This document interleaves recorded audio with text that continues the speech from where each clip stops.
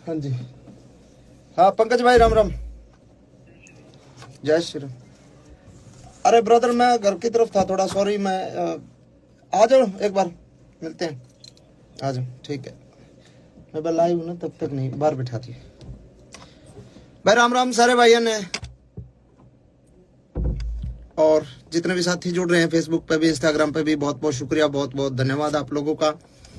और मैं किसी मुद्दे को लेकर लाइव आया हूँ, कोई खामखा किसी गाने की प्रमोशन करने खातिर या वैसे लाइव नहीं आया हूँ। और मेरी रिक्वेस्ट है सारे भाइयों तक कि ज़्यादा से ज़्यादा एक बार शेयर कर दो वीडियो ने, ताकि हर आदमी तक यह पहुँचे बात, और ताकि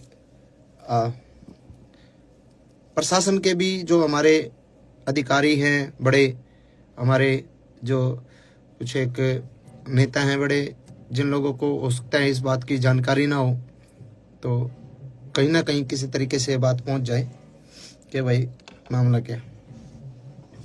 मामला ये है दोस्तों, ज़्यादा लेट ना करके मैं आप लोगों से शुरुआत करता हूं बात करने की। देखो, मैं इस इंडस्ट्री में मैंने कदम रखा था 15 साल पहले, 2009-10 में मैंने रिकॉर्डिंग शुरू करी थी, और गाने गाए, कोठे चढ़ ललकारू मारी गाल में एक पटोला तू, वैसे वैसे गाने गा के थोड़ा सा फिर अपना जॉनर चेंज कर करके इंडस्ट्री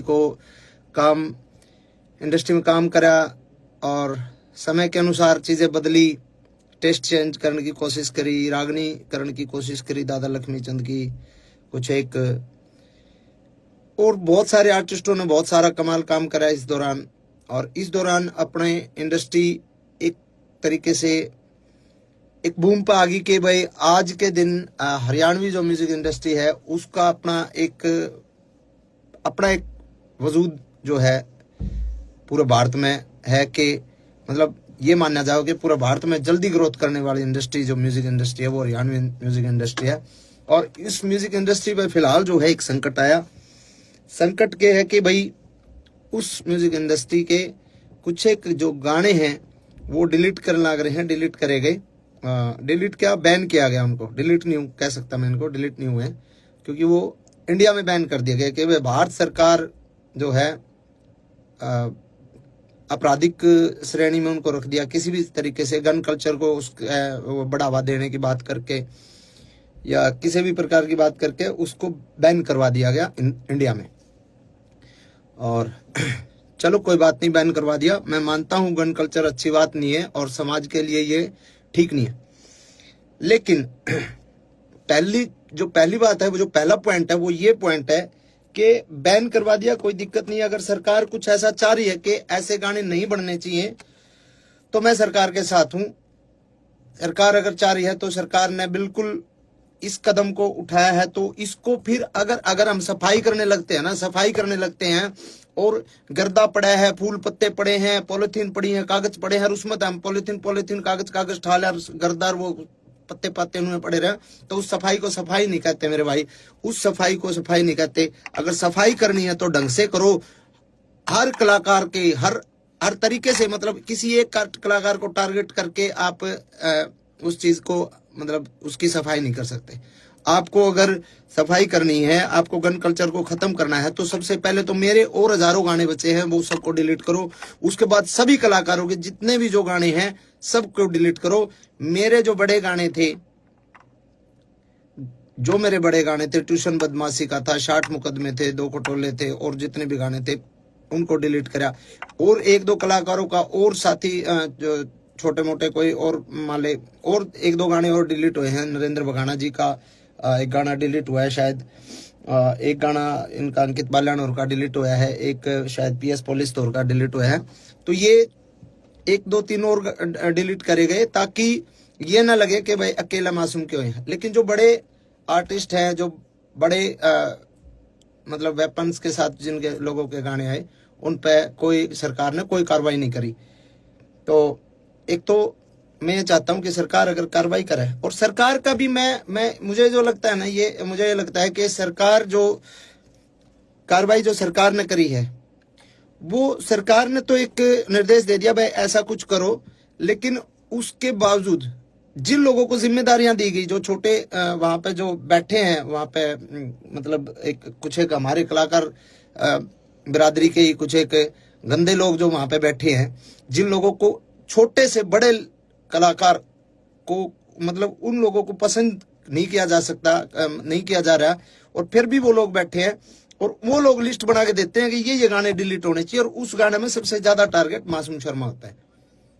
और सबको पता है उस कलाकार के साथ मेरा 36 का आंकड़ा, और मैं उसको बाढ़ नहीं मानता, चाहे वो कुछ हो, किसी भी बड़े पद पे हो।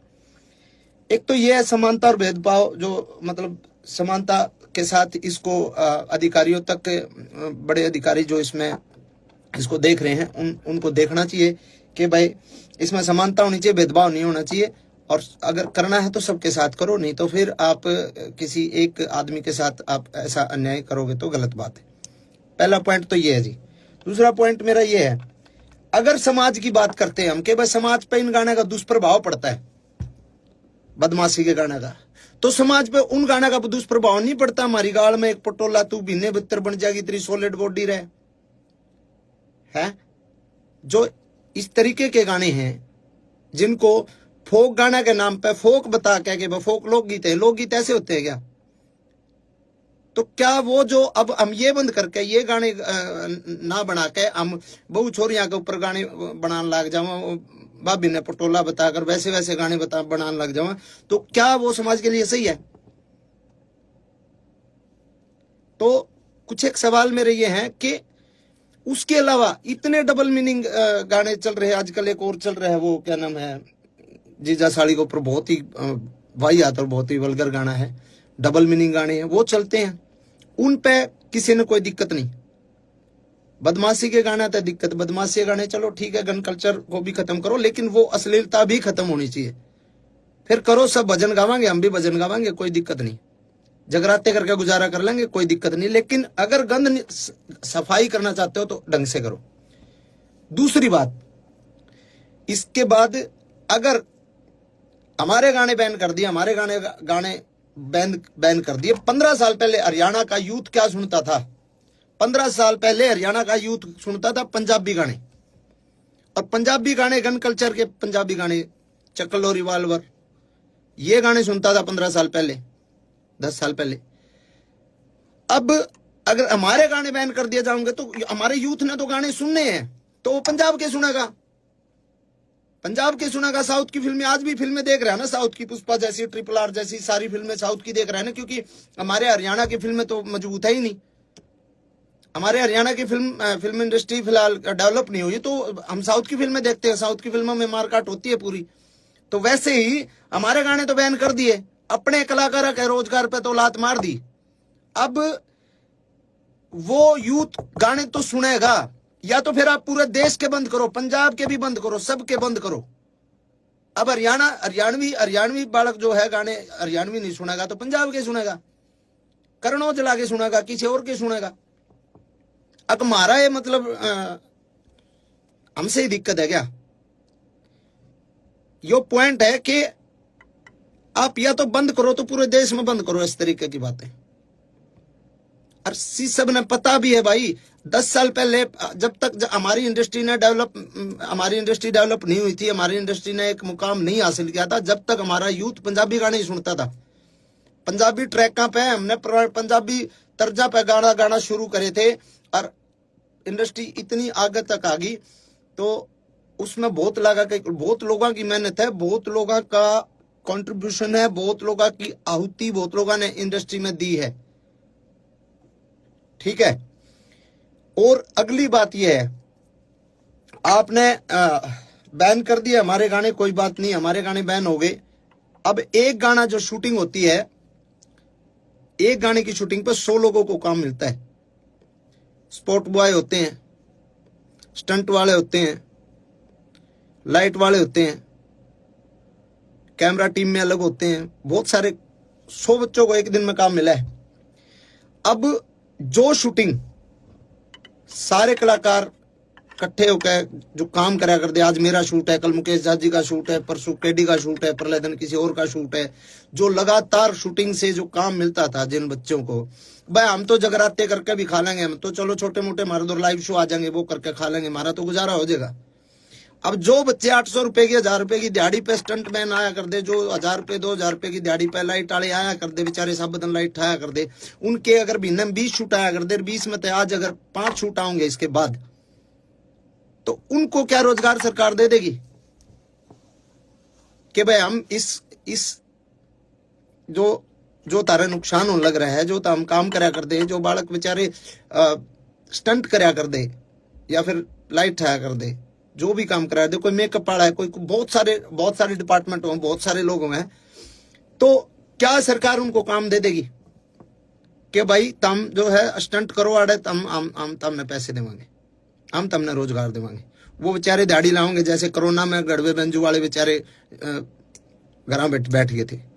मेरा चाचा भारता खुद गड़वा बजाया करता, उसने बेचारे ने घंटे टमाटर ला लिए थे और बेचा कर दौड़ा खेत में बैठ के।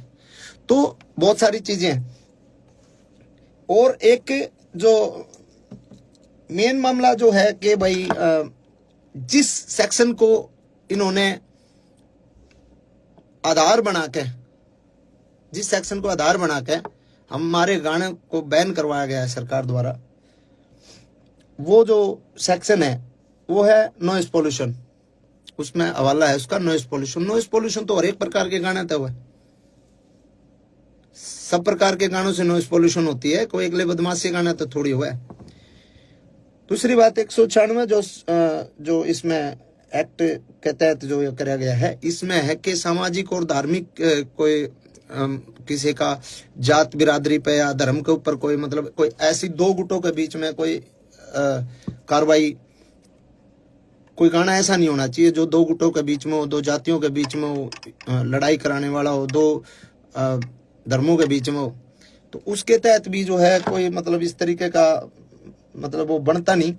और तीसरी बात एक ये बात भी है कि भाई कितनी तो फिल्में आई हैं, कब से आ रही हैं अपने, अभी ये पुष्पा RRR ये तो है ही, उससे पहले वास्तव फिल्म थी और कितनी बड़ी बड़ी फिल्में हैं। तो भाई ऑल ओवर जो है हम हर तरीके से सरकार के साथ हैं। अगर सरकार चाहती है कि इसको बैन किया जाए तो बैन अच्छे तरीके से किया जाए। पहली मेरी डिमांड ये है, बैन करो अच्छे तरीके से, हम सरकार के साथ हैं। हर को करो, आप सर्च कर लो, आप जितने भाई भी देख रहे हैं आप सर्च कर लो। मैं नाम नहीं लेना चाहूंगा किसी भी आर्टिस्ट का, क्योंकि मैं किसी बहुत सीनियर अधिकारी जी से मिला था कल ही। उनको मैंने बोला सर कि ऐसे ऐसे गाने डिलीट किए जा रहे हैं, तो उन्होंने कहा भाई हाँ सरकार के आदेश हैं और ये गाने डिलीट हो ही रहे। तो मैंने उनको बोला सर सबके नहीं हो रहे, वो मेरे हो रहे ज्यादा। उन्होंने कहा नहीं ऐसा तो नहीं है, आप लिस्ट बना के दो और आप मेरे को लिस्ट बना के दो कि कौन कौन से नहीं हो रहे, कि मैं उनको डिलीट करवा दूंगा। तो मैंने कहा जी अब मैं लिस्ट बना के दूंगा तो मैं किसी का भाई, मेरा तो उड़े लिए जो गाने थे वो तो बैन हो ही लिया, वो हम किसी दूसरे